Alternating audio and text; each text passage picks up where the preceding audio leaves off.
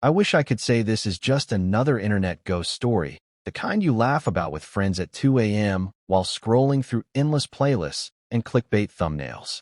But if you're watching this, it might already be too late. I know that sounds like a cheap scare, but I'm not here to entertain you.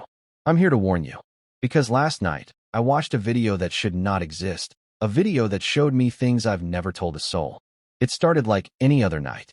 I was half asleep, mindlessly clicking through my subscriptions, letting the algorithm spoon-feed me horror stories and conspiracy theories.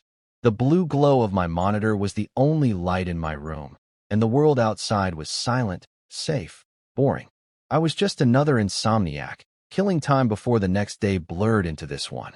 Then I saw it. A video with no title, no views, no channel name. Just a thumbnail, a grainy shot of my bedroom door, cracked open exactly the way I leave it every night. I clicked, thinking it was some weird prank or a glitch. But as the video played, my blood turned to ice. It was my nightmare. Not just any nightmare. The one I've had since I was a kid, the one I never talk about.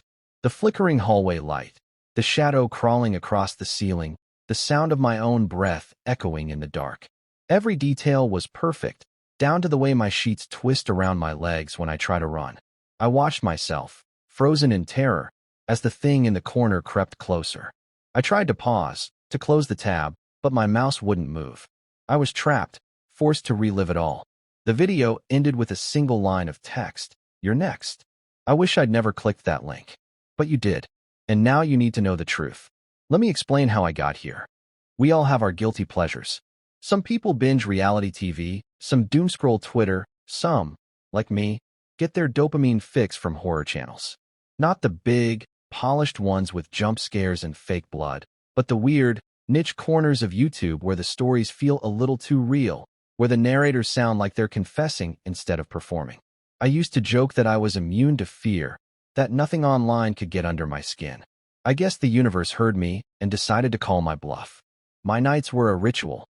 Headphones on, lights off, laptop balanced on my knees, the world outside reduced to a distant hum. I'd queue up a playlist, crack open a can of off-brand energy drink, and settle in for hours of urban legends, haunted Reddit threads, and true, paranormal encounters. It was comforting, in a twisted way. The monsters were always on the other side of the screen, safely contained by pixels and bad compression. I wasn't alone in this obsession.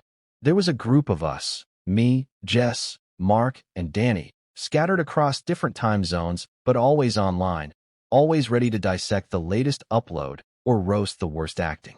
We had a group chat called Nightmare Fuel, where we'd share links, memes, and the occasional existential crisis.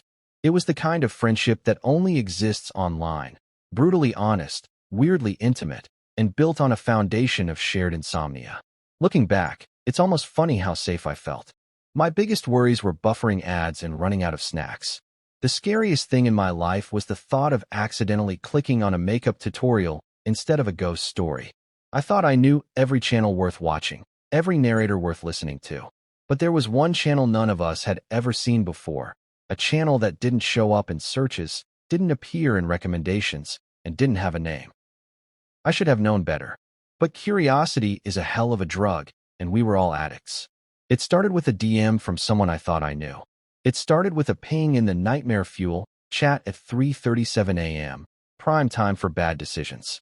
Jess sent a link, no context, just a string of numbers and letters that didn't look like any channel ID I'd ever seen. "WTF is this?" she wrote. "Did one of you make this?" I clicked, expecting a meme or a jump scare. Instead, I landed on a YouTube channel that shouldn't have existed. No banner, no profile pic, no subscribers. The page was almost blank, except for a single video. The title was just a username, Jess_every_night. The thumbnail was a blurry shot of Jess's bedroom, the fairy lights above her bed glowing in the dark. I felt a chill crawl up my spine. Jess's room was her safe place, her sanctuary. Seeing it on a channel with no name felt like a violation. Mark was the first to break the silence. "Is this some kind of ARG? Jess, did you upload this?" Jess replied instantly, "No. I swear. I just found it in my recommended. It wasn't there an hour ago." Danny chimed in, "This is messed up. There's no description, no comments. How is that even possible?" We all watched, curiosity outweighing common sense. The video was short, maybe 2 minutes. It started with Jess sleeping, the camera angle impossibly high, like it was mounted on the ceiling. The audio was distorted, but you could hear her breathing, the creak of her bed springs. Then, the closet door in the corner of the frame began to open, slowly, as if pushed by an invisible hand. A shadow slipped out, crawling across the floor, its limbs too long, its movements jerky and unnatural. Jess never woke up, but I could see her eyes moving under her eyelids, trapped in a nightmare she couldn't escape. When the video ended, the screen went black for a few seconds. Then a new video appeared, this time titled Mark_Nidal. The thumbnail was Mark's computer desk, cluttered with empty cans and sticky notes. We should have stopped watching, but we didn't. The familiar YouTube interface suddenly felt hostile, every element twisted just enough to feel wrong. No likes, no dislikes, no way to report. Just us, the channel, and our own names staring back at us from the screen. We dared each other to watch. That's when things got weird. At first, we tried to laugh it off. Creepy, but probably just a deep fake, Mark said, though his voice was thinner than usual. Jess joked about finally being YouTube famous, but her hands shook when she typed. We all pretended it was just another internet oddity, something to dissect and meme about in the chat. But the jokes dried up fast. That night, I woke up paralyzed, my body heavy and useless, my eyes wide open. The room was exactly as it had been in the video, same shadows, same angle of moonlight on the wall. I couldn't move, couldn't scream. I watched, helpless, as the closet door creaked open, just like in Jess's video. Something crawled out, its limbs scraping the floor, its face a blur of static and teeth. I tried to convince myself I was dreaming, but when I finally broke free, gasping and sweating, I found 3 long, red scratches on my arm, the same ones I'd seen in the video. The next morning, the group chat was chaos. Jess, did anyone else have weird dreams last night? Mark, not a dream. I saw something in my room. It was under my desk, just like in the video. Danny, I heard whispering. My phone kept buzzing, but there were no notifications. I think something touched my hair. We started keeping secrets from each other. I could feel it, the way our messages got shorter, the way we stopped sharing memes and started double-checking our locks. Jess stopped replying for hours at a time. Mark deleted his social media. Danny started sending voice notes instead of texts, her voice trembling, always in a whisper. That's when the channel started uploading more. Every night at 3:33 a.m., a new video appeared. Each one was more specific, more invasive. Danny's video showed her childhood bedroom, the one she hadn't seen in years. Mark showed him at work, alone in the office after hours, the lights flickering as something moved just out of frame. My own video was the worst. It showed me sitting at my desk, headphones on, watching a screen that reflected a figure standing behind me. I spun around, but my room was empty. When I looked back at the video, the figure was closer. We tried to rationalize it. Maybe someone hacked our webcams. Maybe it was a sick prank. But the details were too perfect, too personal. Things none of us had ever shared, not even with each other. One night, Jess messaged, "There's something in the background of the next video. I think it's watching us." She sent a screenshot, a shadowy figure, half hidden behind her bedroom door, its eyes 2 pinpricks of white. The group that once felt like a lifeline now felt like a trap. We stopped trusting each other, stopped trusting ourselves. Every night, the line between dream and reality blurred a little more. We tried to report the channel. That's when we got the messages. We thought we were the audience. Turns out, we were the content. After the last video dropped, we all tried to report the channel. We flagged it for harassment, for privacy violations, for anything we could think of. But every time we hit submit, the page would glitch, the report would vanish, and a new notification would pop up in our inboxes. Not our YouTube inboxes, our personal emails. The subject line was blank. The sender was just a string of numbers and symbols, like corrupted code. I opened mine with shaking hands. The message was short, just a single line. You can't unsubscribe. You can only upload. Underneath, a link. No context, no explanation. I didn't click it. None of us did at first. We regrouped in the chat, desperate for answers. Mark tried to sound logical, but his words were frantic. It's some kind of bot, right? A scam? Maybe it's phishing for our info. Jess wasn't convinced. How would a bot know about my nightmare? About the scar on my leg? I never posted that anywhere.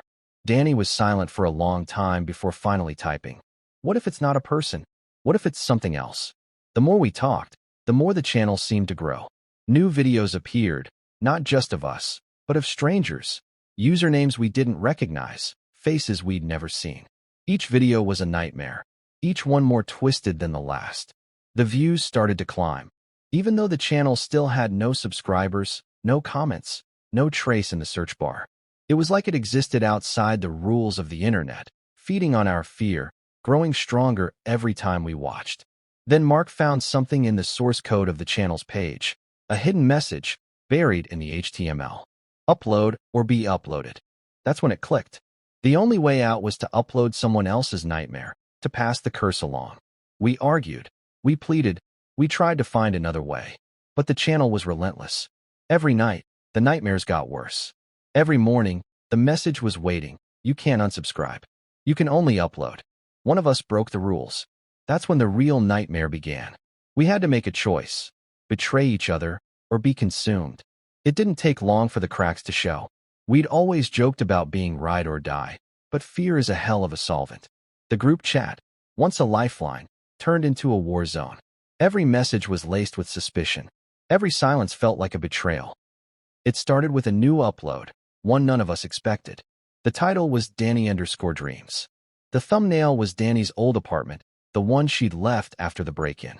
The video was worse than anything before. Danny, alone, pacing her living room, glancing over her shoulder as the lights flickered.